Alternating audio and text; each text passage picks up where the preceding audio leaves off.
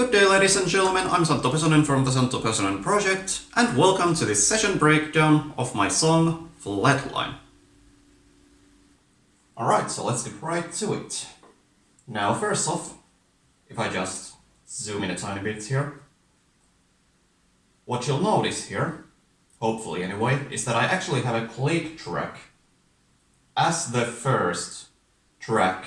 In the final render, that click track is obviously muted, but the reason I like doing this is that it gives me a tiny bit more fine-grained control over the click track, as opposed to me just using this one up here. Essentially, by doing this, I can have a full click track for the entire song, with custom click patterns as needed for different sections of a song. That's just something that I've been doing in Reaper basically ever since I started recording to a click, which I didn't always do. Moving on to the first group of actual tracks, which will usually be drums, as it is in this case as well. So on Flatline, the drums don't actually kick in until the second chorus. But anyway, the drums are in fact programmed. I use MT Power Drum Kit 2, which is basically like a free drum plugin that you can use. Love the sound of it. I'll first program the drums in MIDI and then render out the output into separate audio tracks. We have a kick, we have a snare, we have a tone 1, we have a tone 2, we have a tone 3, and we have a cymbal track. Usually I would also have a hi-hat on a separate track, not in this case though. Then we have this track here, Drum Fake Room. Empty track because I don't render out the audio, I just send the live output of the other drum tracks into this one. And then from there I process it with like a very roomy sounding reverb, some compression, and an EQ. We also have a snare glitch layer here, see some use towards the end of the track. Then we have the electronic drums under the second verse. Essentially what I did here is I imported some samples into Zitala, which is a drum sampler plugin, programmed a drum pattern in MIDI, and then I rendered out the output into an audio track here. Underneath that, we have this little glitch layer here, and that's essentially the electronic drum audio put through a Fracture XT, which is a really awesome plugin, rendered out into its own audio track, and then manually edited into like a pattern. Bass, which is my 5-string echo, just a clean DI signal, with a bass patch from Guitar Rig 6 slapped onto it. And on this track, I'm actually sidechaining the bass with the kick drum. That's why I have this recomp compressor here. Guitars, nothing extravagant here, just single tracked guitars, hard pan left and right, with guitar tones powered by Bias FX, which is my personal go-to for guitar tones. Now during the bridge and the outro, we actually have some layers underneath the guitars here, where the normal rhythm guitars are playing open strings like staccato style. The guitar layers underneath them are playing palm muted power chords.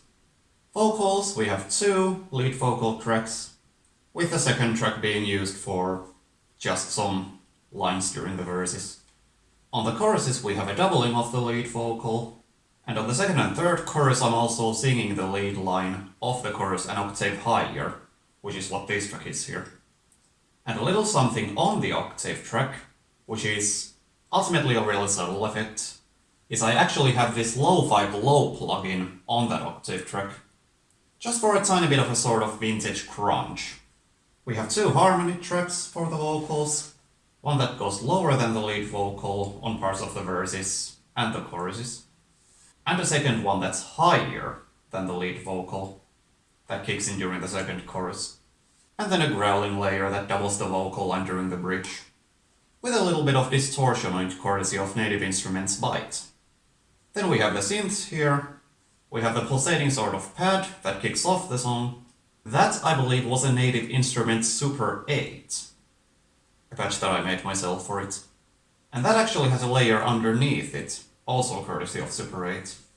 I basically just duplicated the main synth pad track, and then for the layer that's underneath it, I just tweaked it a tiny bit. We have a synth bass that kicks in during the first chorus, and from there on out plays pretty much until the end of the song. We have a pad that plays some chords during the choruses, I think I used the Native Instruments Massive on that one. We have a sub bass that sort of fills in the gaps in the bass line during the bridge, 2 synth bass tracks for the outro. We have a synth that plays a sort of arpeggio during the bridge, that's essentially doubling what the strings are doing. A little bell on the outro. Also on the outro we have a synth doing like some sort of sound effect stuff for a tiny bit of atmosphere. We have strings, 2 tracks of those, kick in during the second chorus and from there on out, pretty much playing until the end of the track. Chords during the choruses, and then during the bridge and the outro.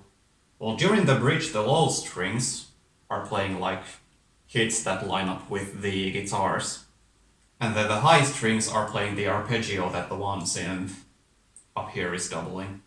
And then to close off the song, a couple little glitch SFX thingamajigs, which was me taking the synth basses on the outro, putting them through a Fracture XT, rendering out the audio, and then editing the audio manually to get those sounds. So yeah, that's how I made Flatline. Hope you found this interesting. If you did, chances are I'll make some more of these down the line. And on that note, thanks for watching, and bye.